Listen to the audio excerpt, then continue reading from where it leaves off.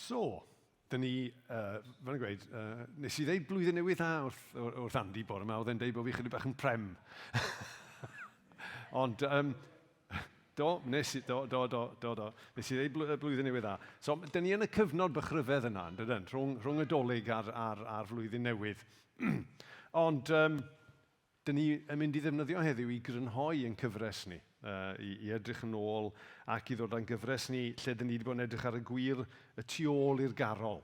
A fel y gwelwch chi o'r sgrin, dyn ni yn edrych ar Wele, cawsom, Meseia bore yma. A dyn ni wedi bod yn edrych ar y carolau yma mwyn gweld be di'r gwirionedd sydd yn nhw, ond falle hefyd i herio rhai o'r pethau sydd efallai chydig bach o artistic license, newn ni ddeud, ie?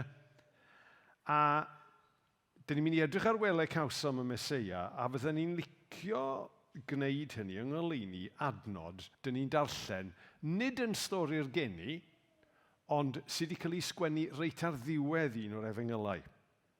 A'r adnod yma ydy'r adnod yma o Efengyl Ioan. Pennod 20, adnod 31. Mae'r cwbl sydd yma wedi ei ysgrifennu mwyn i chi gredu mae Iesu ydy'r Meseia, mab Duw. Mae'r cwbl sydd yma wedi ei ysgrifennu mwyn i chi gredu mae Iesu ydy'r Meseia, mab Duw. So, dyn ni'n cael y neges yma Meseia ar ddechrau'r Efengylau, a wedyn reit ar ddiwedd yr Efengylau, mae Ioan yn sgwennu a gweud, mae hwn i gyd wedi sgwennu mwyn i ni ddeall mae Iesu ydy'r Meseia. A fel yn gweud, dyn ni'n edrych ar... Wel, oedd hwn yn ddiddorol, achos pan nes i rhannu efo Martin bod fi eisiau sôn am Wele, cawsom y Meseia. Cwestiwn cyntaf, Martin, oedd, ydy hwnna'n garol? A wedyn, o'n i siarad efo Nia cyn yr oedfa bore yma, ac yn y llyfr yma nawr, caneuon ffydd, mae yn y section yr advent ar geni. Ond yn ôl Nia, yn yr hen lyfr yma, oedd e jyst yng nghanol pob dim arall felly. Ond dyn ni am edrych ar Wele, cawsom y Meseia. So, na i jyst darllen trwy'r geiriau yn sydyn. Wele, cawsom y Meseia, cyfaill gwerthfawroc erioed, darfu i Moses a'r proffwydi, ddweud amdano cyn ei ddod. Iesu yw gwir fab Duw, ffrind a ffrynwr dynol ryw. Hwn yw roen ar ben Calfaria, aeth i'r lladdfa yn ein lle, so ein dyled fawr a dalodd ac fe groesodd filiau'r ne. Trwy ei waed i ni caid, bytho heddwch a rhyddhad. A wedyn y pennill ola. Dyma gyfaill heiddau garu a'i glodfori'n fwy nag un, prynu'n bywyd talu'n dyled a'n glanhau a'i waed ei hun. Frodyr dewch, llawen hewch, diolchwch iddo, byth na thewch. Wedyn fel yn gweud, dwi am i ni edrych ar hynna yng ngoleuni rhywbeth oedd yn digwydd reit ar ddiwedd Efengyl Ioan. Ac ar gyfer y darlleniad o air Duw, dwi eisiau ni droi at y darn yna o Efengyl Ioan sy'n cynnwys yr adnod nes i gyfeirio os yn gynharach. So Efengyl Ioan, pennod 20, a dwi'n ei ddarllen o 24 i 31. Doedd Tomos ddim yno pan wnaeth Iesu ymddangos. Tomos oedd yn cael ei alw yr efaill, un o'r 12 disgybl. Dyma'r lleill yn dweud wrtho, dyn ni wedi gweld yr arglwydd. Ond ei ymateb oedd, nes i mi gael gweld ôl yr hoelion yn ei arddyrnau, a rhoi fy mis yn y briwiau hynny, a rhoi fy llaw i mewn yn ei ochr, wna i byth gredu'r peth. Wythnos yn ddiweddarach, roedd y disgyblion yn y tŷ eto, a'r tro hwn roedd Tomos yno gyda nhw. Bod y drysau wedi cloi, daeth Iesu mewn a sefyll yn ei canol a dweud, Shalom. Trodd at Tomos a dweud, edrych ar fy arddyrnau, rho dy fys i mewn ynddyn nhw. Estyn dy law i'w rhoi yn fy ochr i. Stopia amau, creda. A dyma Tomos yn dweud, fy arglwydd am Duw. Ti wedi dod i gredu am dy fod wedi fy ngweld i, meddai Iesu wrtho. Mae'r rhai fydd yn credu heb weld yn mynd i gael ei benthio'n fawr. Gwelodd y disgyblion Iesu'n gwneud llawer o arwyddion gwirthiol eraill, ond dwi ddim wedi ysgrifennu amdanyn nhw yma. Ond, a dyma'r adnod nes i ddarllen yn gynharach, ond mae'r cwbl sydd yma wedi ei ysgrifennu mwyn i chi gredu Iesu ydy'r Meseia, mab Duw. Pan fyddwch chi'n credu, byddwch chi'n cael bywyd drwy ei awdurdod. A dyna wrth gwrs thema Wele, cawsom y Meseia. Ynddo fe? A o'n i licio pan nath Rhys sôn am y gair wele yn do, behold, chi'n gwybod, rhyw air tynnu sylw yn doedd, wele cawsom y Meseia, behold, edrychwch, ynddo fe. A wedyn, dyn ni am edrych rai pwyntiau gyda'n gilydd y bore yma, a dyn ni am edrych ar 4 pwynt. A'r prif bwyntiau ydy hyn. A mae'n ddolig, so ydych chi'n cael bonus point. Dim just 3, ydych chi'n cael... Chi'n gwybod, mae'n offers yn weithiau yn does, chi'n gwybod, buy 1, get 1 free. Well, buy 3, get 1 free di hwn. Okay? So 4 pwynt bore yma ydy, mae'r Meseia wedi dod, does dim angen disgwyl mwy. Yn ail, fe ddaeth fel ffrind a ffrynwr. Yn drydydd, mae ei farwolaethau yng nghanol popeth. Ac yn bedwerydd, mae'n mynnu ymateb. Felly y pwynt cyntaf yna. Mae'r Meseia wedi dod. Does dim angen disgwyl mwy. Oedd hyn yn cyfarfod be oedd yr Iddewon wedi bod yn disgwyl amdano fe am flynyddoedd.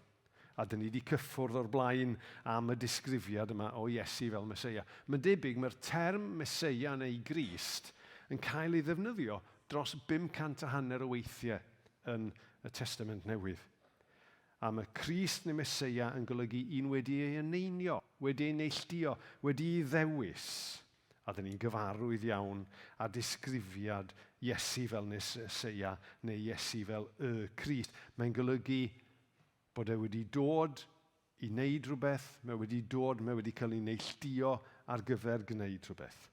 A roedd yr Iddewon wedi bod yn edrych ymlaen ers blynyddoedd am hyn. Un o'r adnodau mwyaf enwog dyn ni'n darllen adeg yn Nadolig ydy geiriau o llyfr y proffwyd Meseia, pennod 9, adnodau 6 i 7. Achos mae plentyn wedi cael ei eni i ni, mab wedi cael ei roi i ni. Bydd e'n cael y cyfrifoldeb o lywodraethu, a bydd e'n cael ei alw yn strategydd rhyfeddol, y Duw arwrol, tad yr oesoedd, tywysog heddwch. Fydd ei lywodraeth ddim yn stopio tyfu, a bydd yn dod â llwyddiant di-ben draw i orsedd Dafydd a'i deyrnas. Bydd yn ei sefydlu a'i chyrfhau, a theyrnasu'n gyfiawn ac yn deg o hyn allan ac am byth. Mae'r arglwydd holl bwerus yn benderfynol o wneud hyn. Proffwydoliaeth blynyddoedd ynghynt, a mi oedd yr Iddewon wedi bod yn gobeithio amdano fe. Oedd nhw wedi bod yn edrych ymlaen amdano fe. Ond mae gobaith yn beth rhyfedd yn dydi. Mae gobaith yn beth rhyfedd. Un o'r diwydiadau, dwi'n gwybod bod gynnon ni amryw o gefnogwyr pêl-droed yn y stafell. A be di'r diwydiad enwog mewn pêl-droed? It's the hope that kills you, ynddo fe. Dych chi'n dechrau'r tymor, dych chi'n obeithiol iawn, a wedyn yn achos Watford, dych chi'n newid y manager, a mae fatha 10 tro, neu yn achos, na ddim dewis tîmau, Ond mae gobaith sy'n cael ei siomi, neu gobaith sydd ddim yn cael ei wireddu, mae wedi bod yn anodd iawn. A o'n i'n hoff iawn o'r adnod yma o llyfr y Diarhebion. Mae gobaith sy'n cael ei hirio yn torri'r galon, ond mae dymuniad sy'n dod yn wir fel coeden sy'n rhoi bywyd. A dwi'n licio meddwl am hwnna o ran agwedd pobl y cyfnod at ddyfodiad Iesu. Gobaith sy'n cael ei hirio o ddeu rai. Ond i'r rhai sy'n gweld Iesu fel y Meseia, mae fel coeden sy'n rhoi bywyd. A mae Iesu'n dod fel y Meseia, yr un wedi ei eneinio, yn dod fel roedd yr Iddewon wedi bod yn disgwyl, ond di llawer o'r Iddewon ddim yn ei dderbyn e. Daeth i'w wlad ei hun a chael ei wrthod gan ei bobl ei hun. Ond mae Meseia yn dod fel mae'r emyn yn yn atgoffa ni. Does dim angen disgwyl mwy. Does dim angen disgwyl am neb arall mae wedi dod. A'n lle ni nawr ydy deall pwy ydy e. mae fe di'r Meseia, a beth mae wedi wneud ac ymateb i hynny. So, ni mlaen i'r ail bwynt. Mae'r emyn Garol yn yn atgoffa ni fod e wedi dod fel ffrind a ffrynwr. So, mae yna ddau elfen yma. Mae cenadaeth Iesu yn ddeiblyg, medde'r sawl sydd wedi sgwennu'r emyn. Dyd i gwir, mae'n llawer mwy na hynny, ond mae yna ddau beth yn cael sylw penodol heddiw. Achos mae'n prynu ni, ond mae hefyd eisiau bod yn agos ato ni fel ffrind. Falle bod chi'n cofio rhai misoedd yn ôl, mi wnaethon ni fynd trwy llyfr Ruth. A ydych chi'n cofio hanes Ruth? Oedd hi'n wlad efo'i mam yng nghyfres, a wedyn yn goffo teithio nôl. A oedd gynnyn nhw ddim llawer o obaith mewn gwirionedd nag oedd. Ond wedyn maen nhw'n dod nôl i lle oedd cartref Naomi, a mae Boaz yn dod i'w hachub nhw. A mi oedd yna ddywediad yn yr hanes yna am Boaz, mae fe oedd yn cynnig gwaredigaeth iddyn nhw. Fe oedd y go-el oedd y term, y kinsman redeemer, yn derm anodd iawn i'w gyfieithu. Ond mae'n cyfleu'r darlun yma o rhywun oedd yn gwneud rhywbeth i'w hachub nhw, ond hefyd oedd yn rhywun oedd yn agos atyn nhw. So, cofiwch y ddwy elfen yna. Rhywun oedd yn eu hachub nhw, yn eu prynu nhw mewn gwirionedd, ond hefyd yn agos atyn nhw. Fel y perthynas agos yna, roedd e'n gyfrifol am adfer eu hawliau nhw, ond wedyn oedd e'n agos hefyd i gael perthynas o gariad efo nhw. A mae hwnna'n ddarlun hyfryd o Iesu, yn dydi? Mae'n ryw gysgod bach yn fyna o be oedd Iesu'n gwneud. Oedd Iesu'n gwneud yr hyn yr oedd yn rhaid i wneud. Mae'n brynwr. Maes law fyddwn ni'n dod i'r ffaith fod wedi mynd ar y groes. Ond mae'n prynu nhw'n ôl ac yn rhoi gobaith iddyn nhw ac yn dod yn agos atyn nhw.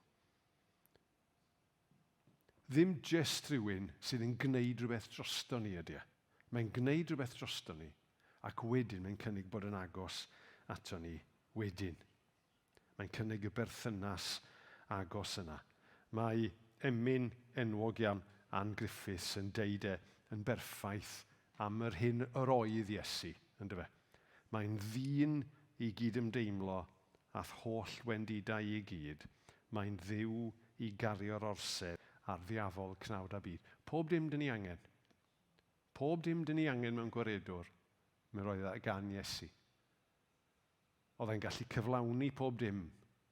Hefyd mae'n cydymdeimlo, mae'n agos, mae'n dod ato ni, mae'n brynwr ac yn ffrind. A wedyn y trydydd pwynt yw, mae ei farwolaeth yng nghanol popeth. Nawr, mae yna rhai pobl, o'n i'n siarad efo rhywun Siw, dwi'n meddwl, chydig wythnosau nôl yn grŵp cymuned ni, a o Siw yn deud, o pobl yn deithi, o paid a sôn am y groes yr un adeg as ti'n sôn am y geni. A o Siw yn deud, wel na, dyn ni'n gorfod, achos mae ei farwolaeth yng nghanol pob dim. Ond chi'n gwybod, mae yna dueddiad yno ni i fatha dewis y bits o stori Iesu dyn ni'n gyfforddus efo fe, ac anwybyddu rhai o'r lleill. A mae rhai o'r pethau eraill yn anodd i'w deall. Dyna oedd problem Thomas. Dyn ni wedi darllen yn diwedd Efengyl Ioan, hanes Thomas, yn dweud, wel, dwi'n gallu credu hyn, achos dwi ddim wedi gweld y peth a'r peth. A mae'n dethol ac yn dewis pa agweddau o fywyd Iesu na fodlon i deall nhw roi sylw iddyn nhw. Ond dyn ni'n sôn am Iesu, yn dydyn? Dyn ni'n sôn am Iesu fel y ffordd y gwirionedd a'r bywyd. A mae'r ffaith mae Iesu yw'r gwirionedd yn medru bod chydig bach yn anghyfforddus weithiau. Achos mae'r ffaith mae Iesu yw'r gwirionedd yn dysgu lot i ni. Un gwirionedd allweddol am ddyfodiad Iesu oedd bod ei farwolaeth yng nghanol popeth. A mae'n rhywbeth mae pobl wedi cael trafferth efo fe ar hyd y blynyddoedd. Dych chi'n cofio'r stori am y ddau ddisgybl ar ôl yr atgyfodiad ar ei ffordd i'r maes. A'r ddau ddisgybl yn siomedig, a mae Iesu sydd wedi atgyfodi ni cyfarfod nhw. Ac mae'n gofyn nhw, beth sy'n bod? A maen nhw'n deud wrtho fe. Maen nhw'n deud, mae'r pethau yma i gyd wedi digwydd i Iesu'n ffrind ni, a dyn ni ddim yn deall beth sydd wedi digwydd. Dych chi'n cofio beth wedodd Iesu wrthyn nhw? Dych chi mor ddwl, meddai, wrth y ddau ddisgybl roedd e'n cerdded gyda nhw. Pam ych chi'n ei chael hi mor anodd i gredu'r cwbl ddwedodd y proffwydi? Mae nhw'n dweud fod rhaid i'r Meseia ddiodd fel hyn cyn iddo gael ei anrhydeddu. A dyma Iesu'n mynd dros bopeth ac yn esbonio iddyn nhw beth roedd Moses a'r proffwydi eraill wedi ddeud amdano yn yr ysgrifau sanctaidd. A mae Iesu fel y Meseia wedi ei eneinio, wedi ei neilltuo i wneud y gwaith yma o farw drosto ni. I dalu pris na fedrwn ni dalu ein hunain. Mae'n adnod yn llythyr cyntaf Pedr sy'n darllen fel hyn. Roedd y Meseia wedi dioddef drwy farw dros bechodau unwaith am byth, mwyn i chi ddod at Dduw. Ie, yr un wnaeth bopeth yn iawn yn marw dros y rhai wnaeth bopeth o'i le, neu fel mae cyfieithiad arall yn deud, bod e wedi marw drosto ni y cyfiawn dros yr anghyfiawn i'ch dwyn chwi at Dduw. A dyna pam mae'r emyn yn canu. Hwn, y babi, yw'r oen ar ben Calfaria. Aeth i'r lladdfa yn ein lle. Swm ein dyled fawr a dalodd ac fe groesodd filiau'r ne. Drwy ei waed i ni caid bythol heddwch a ryddhad. A tydi hwn ddim yn darllen hawdd nac yn darllen ysgafn. Achos mae'n atgoffa ni bod Duw yn Dduw cyfiawn. A'n bod ni ddim yn gyfiawn. A felly na fedrwn ni fynd at Dduw yn anheiddiant ein hunain, ond bod angen cael Meseia i ddod i'n plith ni i wneud y cyfan yn bosib. A dyn ni'n gweld Iesu, y gwirionedd mae Iesu'n dangos yng ngheu realiti'n bywyd ni a realiti ein hangen ni. A wedyn ni, mae hwnna'n dod â ni at y pwynt ola. Mae'n mynnu ymateb. Mae Iesu yn mynnu ymateb, roedd e'n mynnu ymateb gan Tomos. Oedd yn rhaid i Tomos blygu. Dros 10 mlynedd ar 20 ar ôl i'r bugeiliaid a'r doethion blygu o falaen Iesu, mae Tomos yn gorfod plygu. Mae rhaid iddo fe. Dwi'n gallu gwneud dim byd arall. Mae'n gweld Iesu ar ôl y croesoelio. Mae'n gweld olion y croesoelio yn ei gorffe. Ond pan mae Tomos yn gweld ac yn deall go iawn, mae'n gorfod ymateb. A mae'n deud, fy arglwydd am Duw. Mae rhai pobl mewn bywyd, maen nhw'n mynnu ymateb. Dwi'n meddwl fysa chi'n ei disgrifio nhw fel pobl. Mae'r neddwediad yn does os ydy rhywun yn berson marmite. Pwy sy'n licio marmite? Come on, dwi'n leif fyny, pwy sy'n licio marmite? Dim llawer. Pwy sy'n ddim yn licio marmite? Yeah. Os unrhyw un ddim yn bothered? Na. Wel, ni. Un. Mae salu'n eithriad. Felly. Mae yna bobl marmite yn y byd yma, does?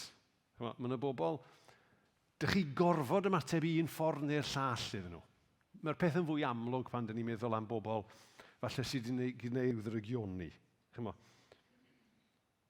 Ond meddyliwch am Iesu. Meddyliwch am yr hyn ddwedodd e. Meddyliwch am be ddwedodd e yng pwy oedd e, ei fod e'n Dduw ei hun. Mae fe oedd y Meseia disgwyedig, deud y bydde fe'n marw ac yn atgyfodi. Meddyliwch am be mae'r Beibl yn deud am yr hyn o wnaeth e. Cyflawni gwirthiau amrywiol, troi dŵr yn win, cerdded ar y dŵr, gwella pobl, atgyfodi rhywun oedd wedi marw, a wedyn marw ac atgyfodi ei hun. Ydyn ni'n gallu anwybyddu person fel yna? Na. Ydyn ni'n gorfod ymateb i berson sydd wedi deud a gwneud y pethau yna? Ydyn. Am Garol yn yn atgoffa ni i fod e'n mynnu ymateb gyno ni. Achos mae'n gofyn a mae'n llawenydd a'n diolchgarwch. Mae'n dweud, frodyr dewch, llawen hewch. Mae'n yn gwahodd ni i edrych ar fywyd Iesu, i weld pwy ydy e, a llawenhau a diolch wrth i ni sylweddoli pwy ydy e a beth wnaeth e drosto ni. A pa ymateb mewn heiddi? Pa ateb mewn heiddi gynno ni? Mae'r Garol yn deud, dyma gyfaill heidda i garu a'i glodfori yn fwy nag un. Pan dyn ni'n edrych ar fywyd Iesu, nid spectator sport ydy e. Nid rhywbeth i eistedd yn y stand a dweud, o, mae hwnna'n ddiddorol. Neu, dwi'n siŵr am y peth, neu dwi'n licio hwnna, neu dwi ddim yn licio'r llall. Os oedd Iesu yn marw dros yr anghyfiawn, roedd e'n marw dros dy fi. Os mae Iesu yn cynnig bywyd newydd yn yr ysbryd, mae'n cynnig y bywyd newydd hynna i ni. Mae bywyd Iesu yn dangos ei arbenigrwydd a mae'n dangos bod ganddo fe rhywbeth i ddeud amdano ni. A ydych chi rioed di sylwi pan weithiau, a falle byddwn ni'n mynd i digon o fe, ond weithiau dyn ni'n clywed hanes gan bobl yna sut mae Duw wedi dod mewn i'w bywyd nhw a sut mae nhw wedi dod i gredu. A pan mae rhywun yn troi at Iesu am y tro cyntaf, mae'n debyg bod yna un agwedd o'r gwahoddiad yna sydd yn fwy byw iddyn nhw. Mae yna ryw angen penodol wedi daro, a maen nhw'n ymateb i'r angen hynny. Ond wrth gwrs ar ôl ymateb, dyn ni'n gweld yr holl ffyrdd eraill mae Iesu yn medru dod yn rhan o'n bywydau ni. A'r newyddion da yw, mae fe di'r Meseia. Mae wedi i neilltuo ar gyfer bod pob dim dyn ni angen. Mae wedi neilltuo i fod y cyfaill perffaith, y cyfaill gwerthfawr oca erioed. A'n ymateb priodol ni ydy llawenhau. Sylwi a llawenhau, frodyr dewch, llawenhewch. Pan dych chi a fi meddwl yn diolch a byw yn ddiolchgar, be dyn ni'n meddwl amdano?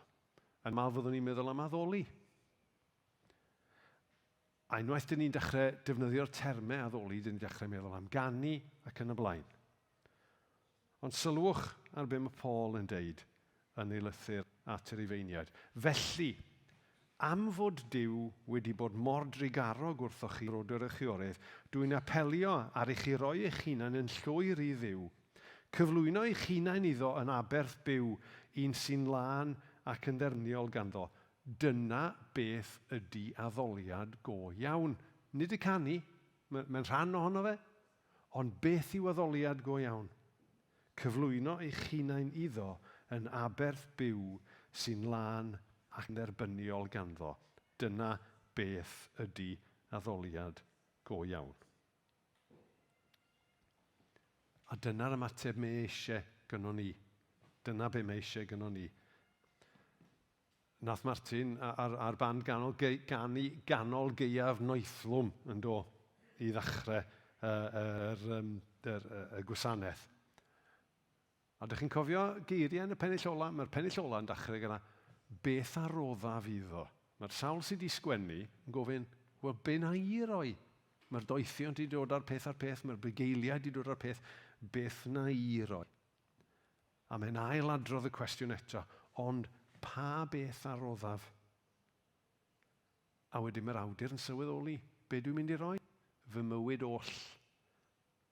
Mae'r cyfieithiad Cymraeg yn well na'r gwreiddiol Saesneg fan hyn, achos mae'r Saesneg yn dweud, give him my heart. Ond mae eisiau'n calon ni, mae eisiau pob dim amdano ni. Mae eisiau popeth. Achos, fel Thomas, dyn ni angen dod i weld i fod yn arglwydd ac yn dduw. So, gyda'r Nadolig eleni wedi pasio, dewch i ni fwynhau y canu. Dewch i ni lawenhau a dewch i ni addoli gyda'n genau. Ond dewch i ni gofio a dewch i ni fyw yng ngoleuni y ffaith fod Iesu wedi dod fel Meseia. Mae wedi dod. Does dim angen disgwyl yn ddim byd arall. Mae wedi dod yn ffrind ac yn brynwr. Mae farwolaeth yng nghanol popeth ac mae'n mynnu ein ymateb ni. Dewch i ni weddio.